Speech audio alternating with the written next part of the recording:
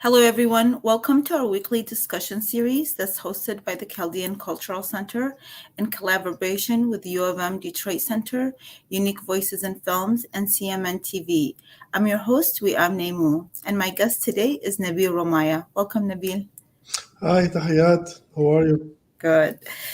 So, this month, as we had been mentioning, we are focused on Women's History Month, the 20-year anniversary of the war on Iraq. And today we would really wish everybody a happy Ramadan for everybody. And I'm going to give a little brief bio about Nabil before I ask him some questions.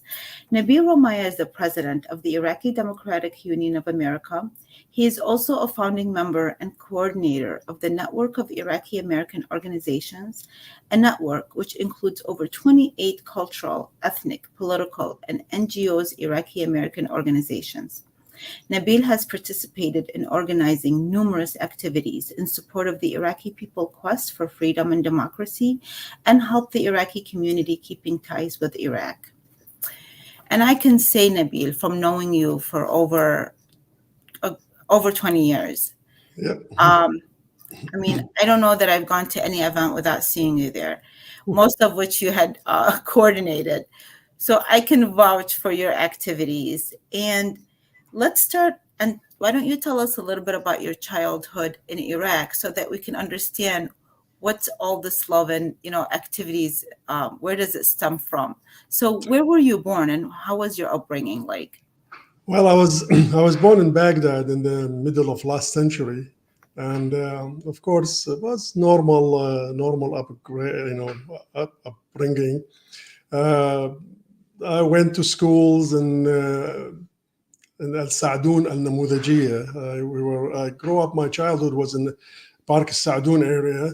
Then we moved to Arasat Al Hindiya, and I went to Ibn Hayyan Intermediate School, and then Al Sharqiyya High School. Arasat time was my like really opening up to life in general. Uh, our house in Arasat Al Hindiya was next to the singer Afif Iskandar. So I had good memories with her, and I wrote about it. I wrote a lot of articles about my upbringing in Iraq, but Afif Iskandar was one of the highlight of my childhood there. So my childhood was normal in Iraq, in a nice country which had supposedly a bright future to come, but then things happened. So So, who was president during the time of your childhood? What was the government like? well, I was born in the king time, and then after the revolution, the 1958 was Abdul Karim Qasim, and then in 1963 the Ba'ath came with several presidents, like Abdul Salam Arif, Abdul Rahman Arif, and all that gang. Yeah. So you have like several there was several regimes during the time when you were a child. It Yeah, wasn't. you know what, I think Iraqi age does not count by years. It counts by period, by huqab, by time. Like the Iraqi who born in my time, they saw a lot. We saw the good time, the bad time, the ugly time, and that's what made our memory alive, and that's why we made us the way we are. My generation was supposed to be the generation of change, because we were born in the 50s, 60s, 70s. Those generation, they were supposed to change Iraq to the better, because the world was those generation in the world changed the world. In the 15, 60, and 70 in Europe, in America. But So Nabil, what would you say? So you're very involved in many activities. You founded organizations, co-founded organizations, and lead many of them. So what led you into the world of politics and wanting, to help people like have democracy. What incidences pulled you into that direction? Well, I could think of three. And like I said, my childhood was fine until 1963, where things just stopped. In 1963, when the Ba'ath came, they destroyed the country basically, and they with their atrocity, with their bloody regimes. In 1963, three things happened to me, which stayed in my memory, and I think it formed my way of thinking until today. One was like the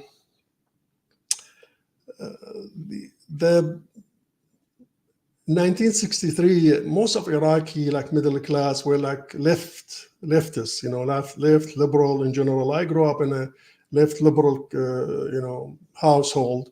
My family was involved in like so many youth organizations, student organization, women organization.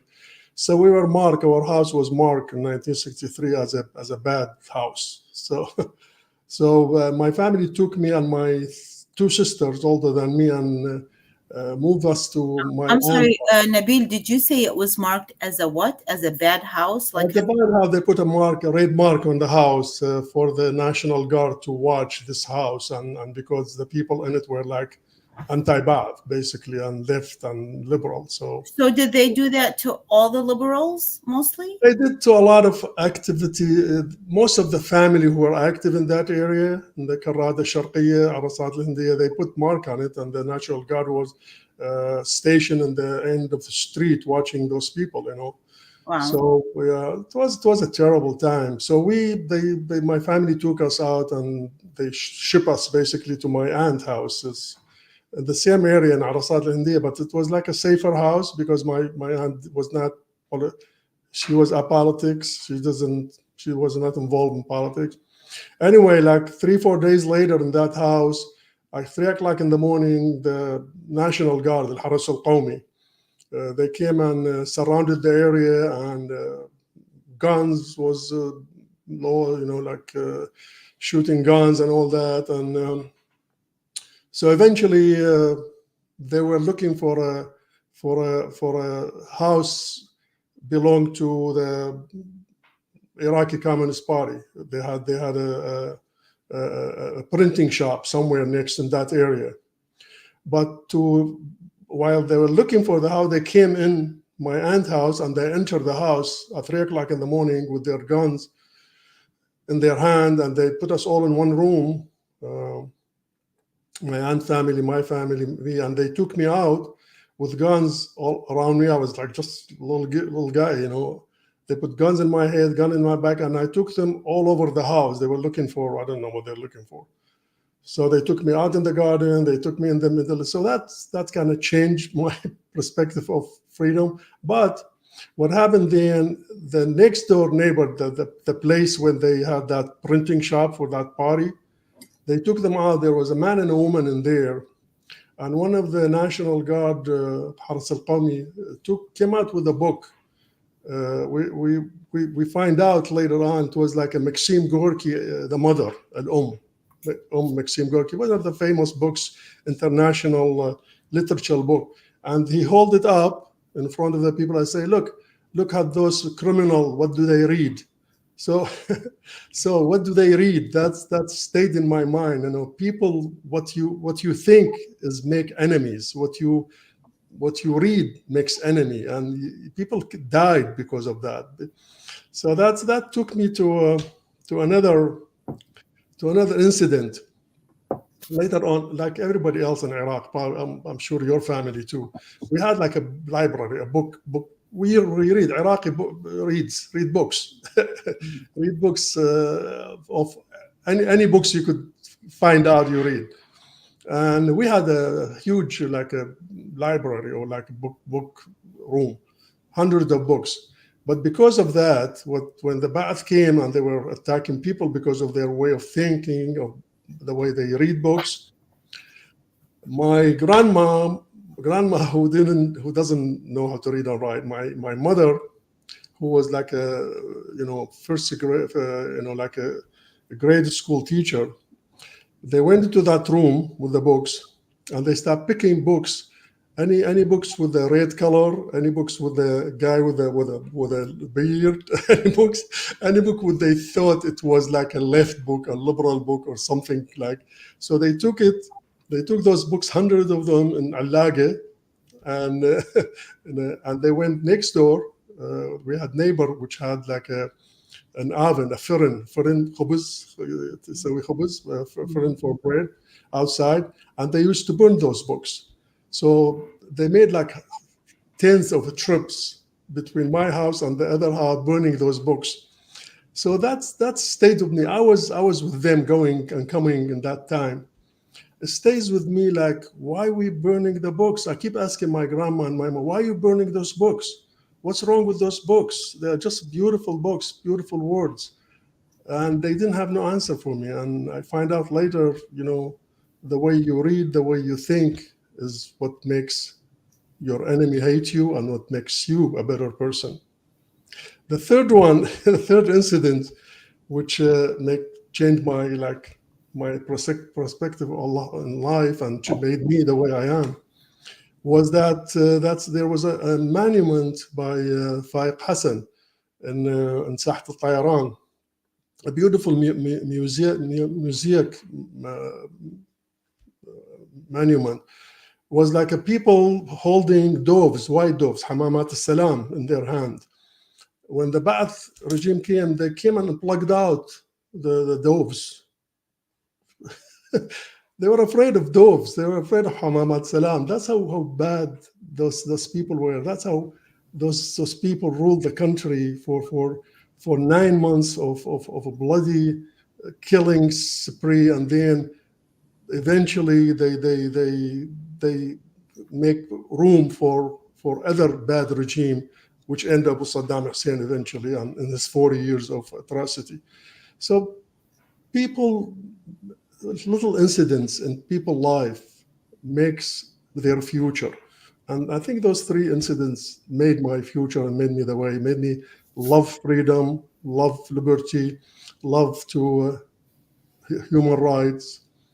So that's how it goes. Yeah, it seems like anything dealing with any type of freedom, whether it was a book or a symbol, when you talk, I remember when you told me one time I was interviewing you, because you're so involved, and as a journalist, I would get sent out to assignments and you were often there. So I remember quoting you about the dove, because it really touched me that even anything that was symbolizing freedom felt like it was a danger. That's how serious things are.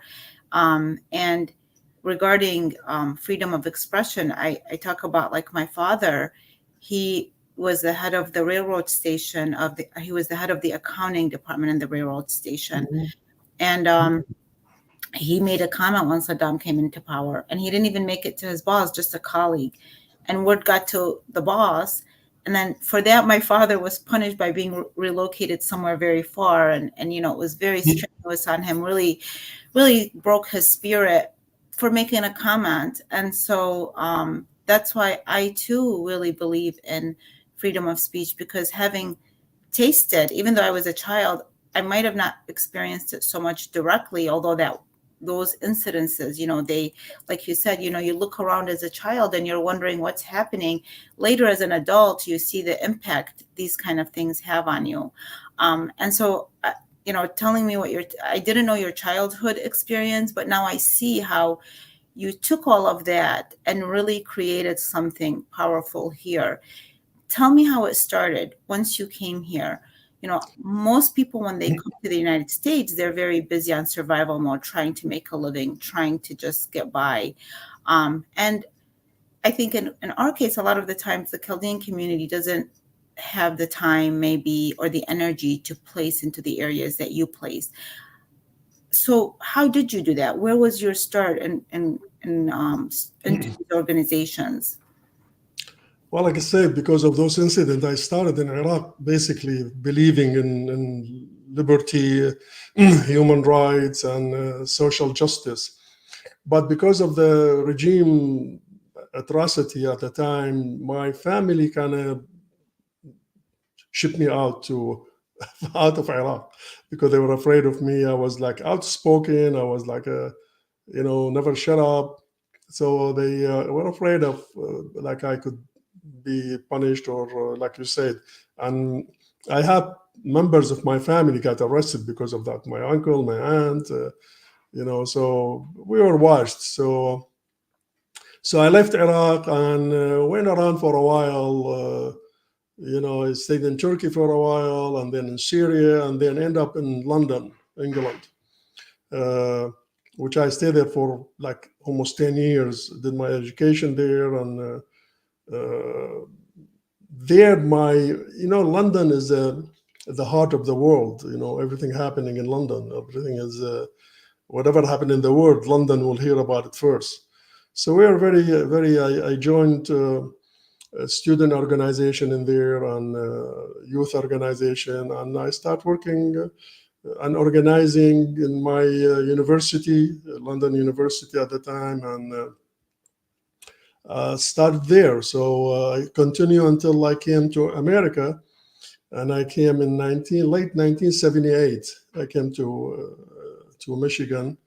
Uh, that's another story because I didn't want to leave England. I finished my education, my bachelor degree in computer science out there, and I didn't want to leave London because I had my friend there, my activities, my social network, and but I was forced kind of. So I went to the American embassy and I got a visa for 1 year because to travel. I was young and speak the language and with a degree, so they immediately gave me a visa at the time. The 1 year passed, and I didn't travel to America. So I just let that visa expire. Now, of course, these days people kill for an American visa from outside. But so a few months later, I went back and renew my visa again. They gave me another 12 months to come to America. So I still didn't want to come. So eventually, I took the last plane in the end of my year. I entered Michigan, Detroit, Michigan, with 4 hours to go to my visa to expire. So I remember the officer telling me, "Why you are in a hurry, man? You still have 4 hours. You want to go out and wait?" Is that a British man? I love their sense of humor. They have a nice dry So sense of anyway, so that's how it goes. Life takes you whenever. Sometimes you want it, sometimes you don't. So I came to America, and I miss people because in England, people walk in the street with 1,000. You sit in the underground with another 1,000.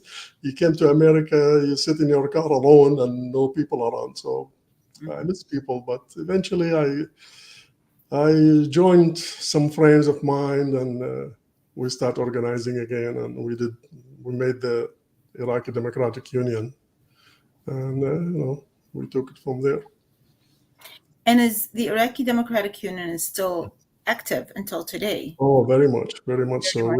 We were established in 1980, and I joined a little later. But the people who established it, they established it to basically to support the Iraqi people in their quest for freedom and liberty and human right and social justice, and that's still our main reason we exist. And we also work with the community to keep the community ties with Iraq because we think, like, what are we without Iraq? I was in one conference with some Chaldean organization and some bishops, and they were talking about how great to be here and all that good stuff.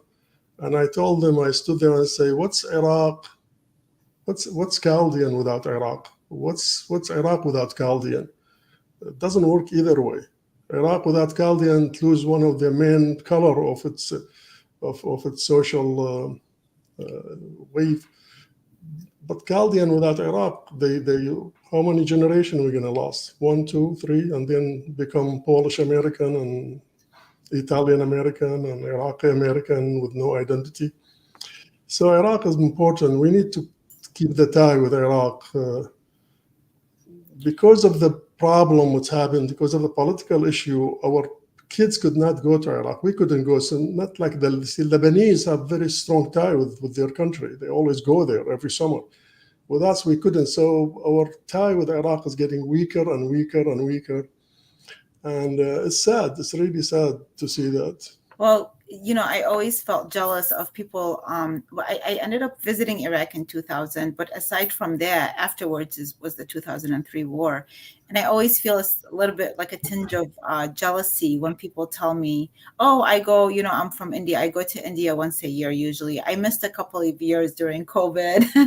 This is how they talk. And really, it's not as simple for us. Although I have been hearing of a lot of people organizing trips to go there, it seems like it's become more active. People are visiting Iraq. That's a wonderful thing to see. I hope that one day it becomes the norm. But at the same time, I was at a meeting last night and we were talking about this. And I said to them, I visited in 2000. It was very draining for me to have seen the result of the 1991 war and it was during the sanctions. And the closer Iraq is in your heart, the harder it is to see these changes. So it was very difficult for me. However, what really did it was then the 2003 war, and then what happened with ISIS, and every incident really breaks. There's something that really breaks in your heart, and it becomes so painful to see what's being done. But how did you feel? I know the Gulf War was bad enough. To me, that was horrific. But then the 2003. But given that it's the 20-year anniversary, but when we say that, we really leave out a big chunk, which it all started in 1991 with the Gulf War, because that really destroyed the infrastructure. And then there was a 12-year sanction after. So Iraq was deteriorating way before even that war. All these wars that you were witnessing on American soil as an Iraqi-born individual, how did that make you feel? Well, you know what? Nobody likes their country to be invaded by somebody else. We all love our country. We love Iraq. We love our people. We oppose the government of Iraq. We oppose the dictatorship in Iraq. We oppose Saddam and the Ba'ath. But that doesn't mean we don't love our country. So we were actively involved in opposing Saddam Hussein and trying to stop the sanctions.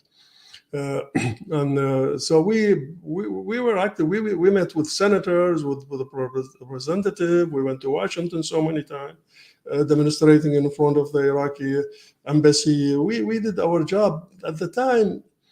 At the time, the American and the European in general, because of the Iran Islamic behavior, they wouldn't listen to us. We tell them stories. We tell them this is what's going to happen. This is bad. This is the country is really getting destroyed by the regime, by the dictatorship.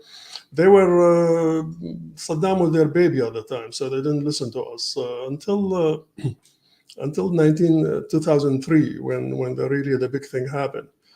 In 2003, with all our hate for the Saddam and the Ba'ath and the dictatorship, when April 23rd, when the attack happened, or April 19, when the attack happened on Baghdad, my family and I were standing around the TV crying, because nobody wanted this to happen. 2 months before that, in February of 2003, my organization, the IDU, and myself and several of my friends went into downtown to demonstrate against the war.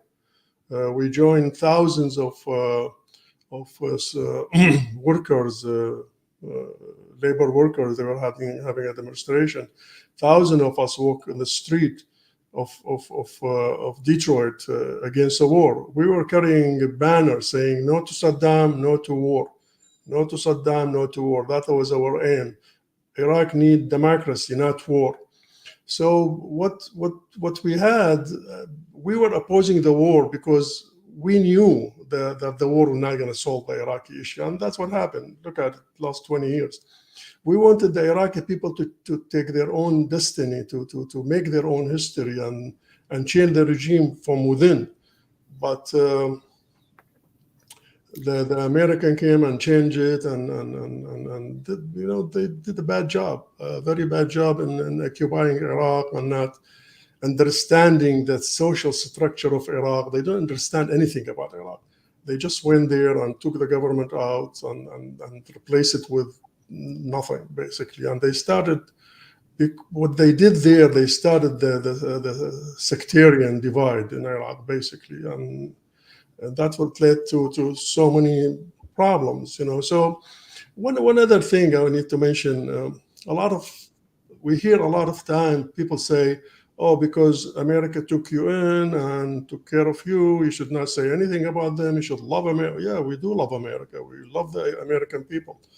And but we are democratic, right? We are American citizens. We have the right to oppose our government. We opposed the Iraqi government because we didn't like it, and we sometime when a bad decision is made by the American government, we oppose it. The occupation of Iraq was bad decision and led to so many bad thing, and thousands of Iraqi getting killed, I thousands of mean, American getting killed. So it's and the truth of the matter was, it was an unjust war. It was an unjust war. I think that no matter, you can, yes, like for me, I love being here, understanding the my freedom of being here, and all that it entails being an American, and my rights. But I can't deny that it was an unjust war, what happened, and that it was very painful, and that it was, and it didn't really help Iraq, and it wasn't a war of liberation. And this is something that I don't know anybody that really disagrees with that. And I know many leaders, such as yourself, who really try to work with the Americans to help them understand, like, how things are, so that they could prevent the war from happening. And like you said, exactly like you said, and it we did not did. work. And we did. In 2002, we went to Washington, D.C., and to demonstrate against the Iraqi embassy, basically, to get our voice to, like, say, give Iraqi people human rights, social justice. And we went and met with the future Iraqi ambassador to Iraq, future American ambassador to Iraq. What was the name? And we sat with him and we told him exactly that. We told him, like, give the tools to Iraqi people to change the government themselves. Don't go and change it for them. Iraqi are very capable of taking care of business. So, but because of the sanction, because of the atrocity, because of the support of the West to Saddam at the time with the war with Iran, they they wouldn't listen. They said, that's the only way we have to do it. So we did reach high levels political machines in America, but they wouldn't listen. They wouldn't listen to us. After the war, after the occupation, 2003, they came to us. I was one of them to make they chose a group of people, like 20 of us, to go to Iraq and help them rebuild Iraq, like future of Iraq, whatever it is. And I was one of the people who was chosen to do that, and I refused to go. And I said, I'm not going to help an occupation power to correct what's happening in Iraq. It's not going to correct what happened to Iraq. It's not going to happen. It's the occupation will fail, the policy will fail, and we knew it. So how come a little guy with like me sitting in Michigan in the end of the world could see the future, and those big giant think tanks in Washington could not see it? It's just amazing. It's really Yeah, sad. the politics of war is very sad. I even know that people from Europe, that they did what you did. They came to Washington. There was that were against the Ba'ath government, but they attempted everything to stop it. And so it is very sad. But again, if we were to go back into the politics, which spins your head, even if you go back to the 1991 and the 43 days of consecutive bombing, that also, it was one thing after the other that really, when we watch today, I say, you know what, thank God, like, I mean, it didn't totally it brought Iraq down to its knees, but right now they are still surviving, still doing things. So what do you think, given that all of what Iraq has gone through? And unfortunately, some of the things that we watch, although some of them are very fun because we have some of the broadcasters, they go and walk throughout the market and interview just the regular everyday people. I love watching that because it reminds me of, just the regular talk that happens and the simplicity of and love that most Iraqis have in their heart and their lifestyles. And it just reminds me of the olden days. At the same time, it saddens me. So I love that part. Okay. I love walking down the street in the market, seeing the butcher, the people selling tomatoes and watermelon. The part that saddens me is the things that they describe their government to be and how just the situation that they're in. And I can't help, like in the back of my mind, I wonder, I don't know what the future for Iraq is. What do you think, given how it is? And do you think there will be a day where people on the outside of Iraq in diaspora, where they feel like this is some place that they can just naturally visit, like you said, like Lebanon and other countries where there isn't all this other things associated with it that creates that fear, or the feeling, even if there's no fear. Some people, again, in our meeting yesterday, there were some people that said, I just don't want to ever, I don't want to really go back. I don't want to remember any of this because of all the pain that they have gone through. Yeah, the interview you're talking about is like this is the real voice of the Iraqi people. That's what the people on the street feels. But the problem is, you see, because of the occupation and what happened 20 years later, we have a very bad government. We have sectarian government made out of Shia, Sunni, Kurds, and this and that, and very corrupt government. There's like, محاصصة طائفية. It's a really bad system.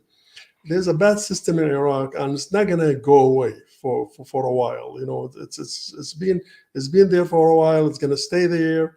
And it has to change. It has to change by the power of the people. The problem is, the people in 2019, well, they started 2012, but 2019 there was a huge demonstration in Iraq against the government. They call it October Revolution. Tishrin, ثورة تشرين أو حركة تشرين. The government and its militia, the Islamic Party, and it's their militia, which is like like really bad people, criminal people. They killed 800 people of those demonstrators, and they injured about 20,000 of them. In any country in the world, within a year, people demonstrating in the street every day, the whole year for almost 2 years. And you kill 800 people of them and kidnap hundreds and injured that. Nothing happened. Nobody would say anything.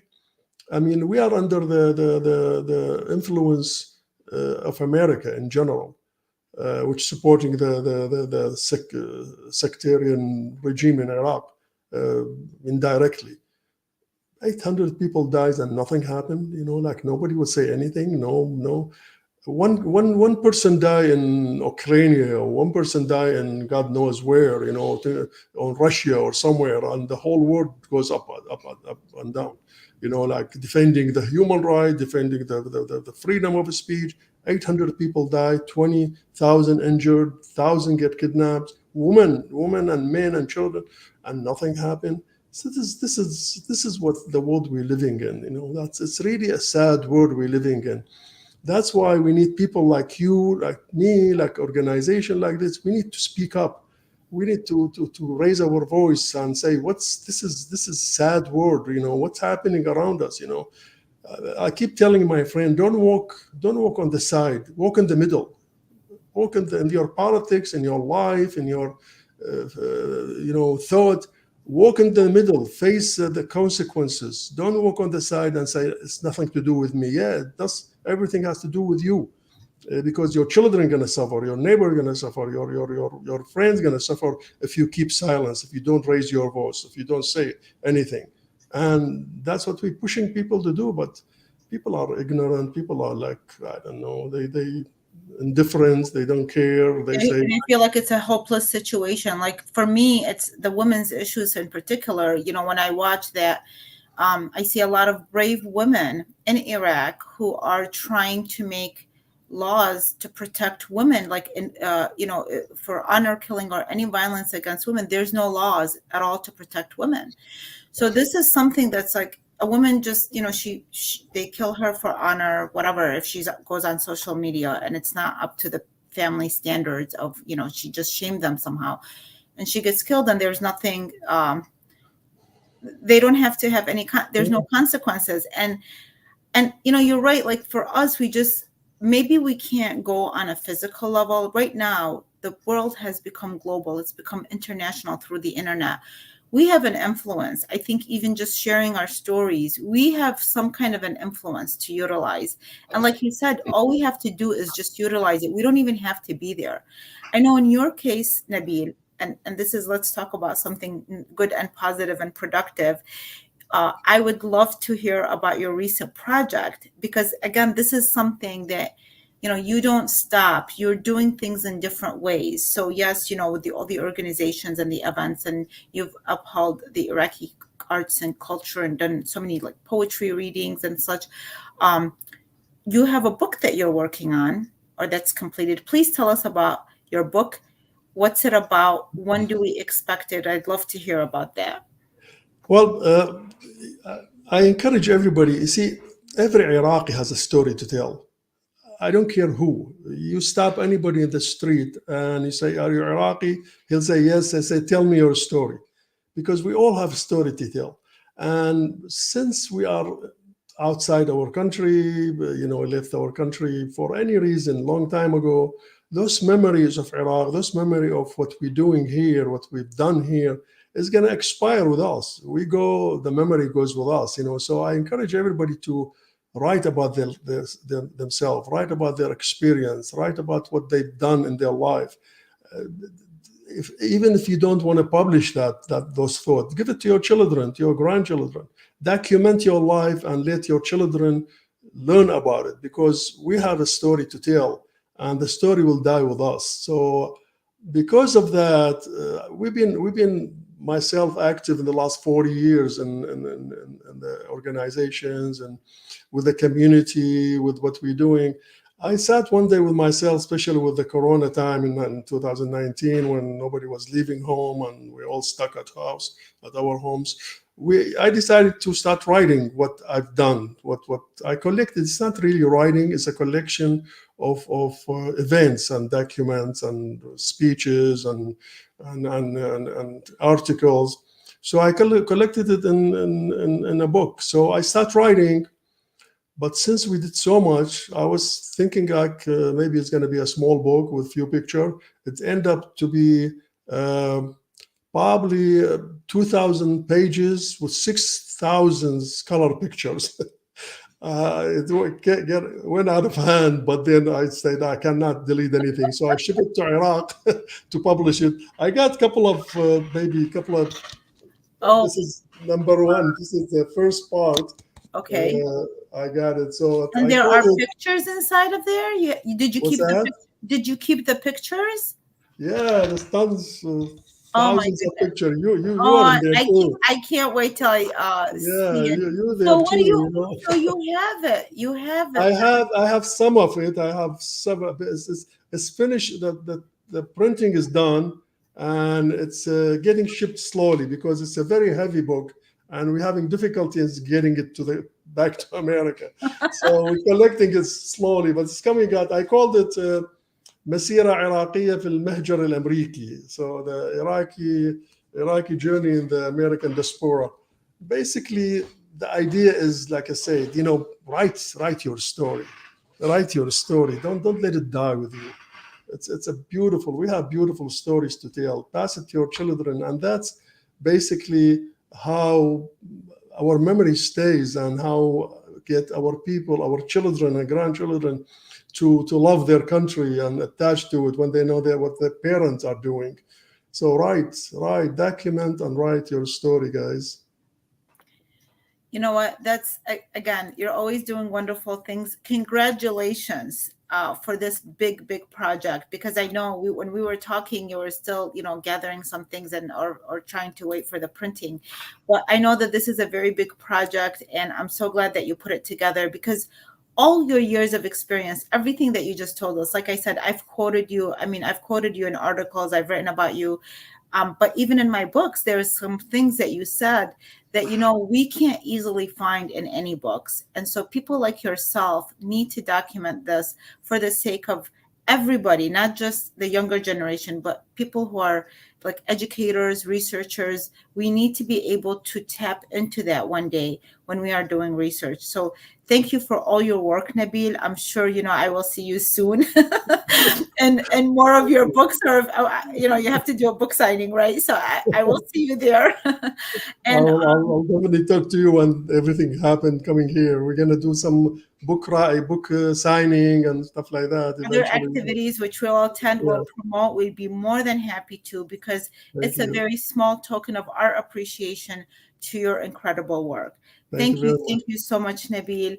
Our time is up. I wish, it's actually, we went a little bit over because there's no way. I mean, you're saying such Yeah, important stuff, and it's okay.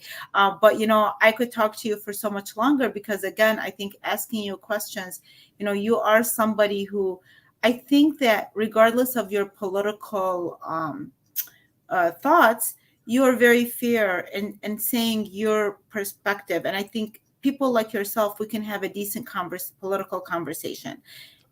Those are the funnest people to talk to, because they're not, we can just exchange conversations so that we can both learn from each other, and it doesn't become a one-way street. Yeah. thank you very much, Namu. It's for the interview. Thank you for the Chaldean Cultural Center, and we love to be with you. We love to have you, and And we'll see see you at you the in book order. signing. Thank you, everybody. Thank you for watching, and have a wonderful day.